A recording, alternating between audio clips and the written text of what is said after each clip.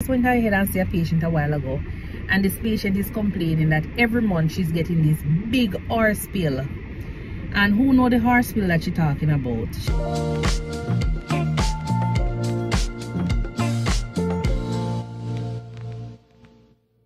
At the time of admission, that is the time when you try to, you know, give the most information you can about what the expectation of what you're doing.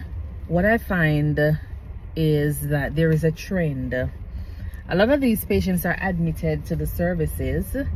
They don't know why they have a home health nurse coming in. They don't know why you're coming to see them every month. They don't understand our role that we will be playing in assisting them into getting back to baseline or near baseline, you know, in terms of their health. So it is very important for us to explain to these patients what we're doing, everything that we're doing. You know, remember that ADIC that they always talk about. You know, try to still ensure that we use it in our encounters with the patients, because a lot of these patients, when they talk about them lost, them clueless, they don't know exactly what is going on. They don't know anything. They're just there and they're getting medications. They don't know why they're getting medications.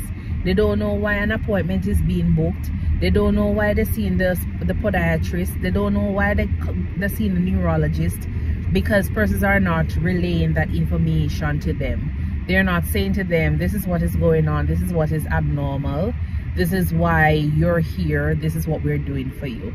So it's important for us to try to, you know, listen to the patients, give as much information as we possibly can to them, so we can make everybody in the room feel comfortable. Because I just went ahead and see a patient a while ago, and this patient is complaining that every month she's getting this big horse pill.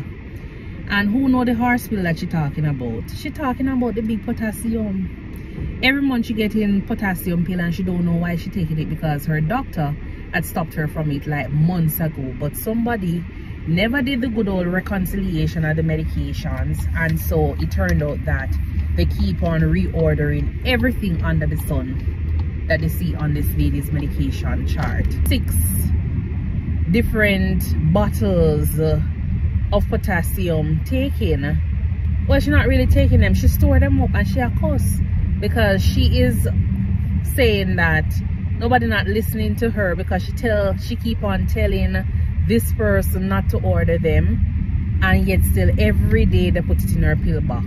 But she's not taking it because she know that her lab value was normal, and it's not a case like she's on Lasix or anything. So some of these patients, they're well informed to the point where they know that, oh, if you're taking Lasix, then you go and get potassium with it.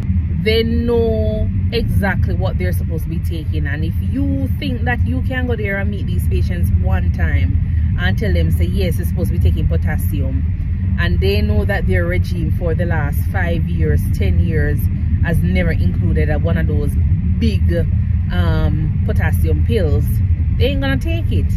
You understand? And it's not a matter of they being non-compliant, but if you're not gonna explain to them that, well, ma'am, well, sir, your potassium was restarted because your levels were a little bit low, or your potassium was restarted because we started you on Lasix and you're gonna be excreting a lot of potassium, which is gonna put you at risk for hypokalemia, you know, so we need to replace what you're losing.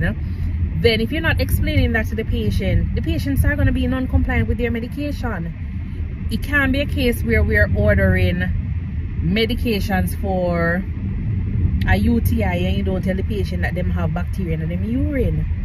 So it's very important for us to try and ensure that we explain as much as we possibly can to these patients, to keep them informed, because that's the only way for us to actually try to keep these patients compliant and ensure that these patients are, you know, back to their baseline or back to a level where they are good health-wise in a couple of weeks or a couple of months because of the care that they're getting. Yeah, so basically that's that. Just make sure that we're explaining everything that we're doing for the patient. It doesn't have to be a case where you have to go in full, you know, medical jargons with the patient. No, you don't need to do all of that. Go down to the patient's level and explain everything that you can possibly think of that will be done for this patient at the time of admission. And each visit that you go, you know, you try to do patient education, because it can't be a case where you're short on educating your patient. It can't be a case where you're short on that.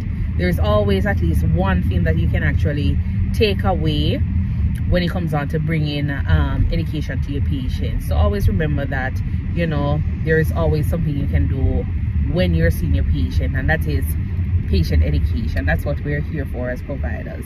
It's not necessarily all the time we're going to be doing medication. You know, our aim is not necessarily to be prescribing all the medications under the sun. We need to try and see if we can actually not prescribe so much medication, but prevent the patients from reaching to a point where they're so dependent on these medications. And that's my one tool, the sentence in a nutshell.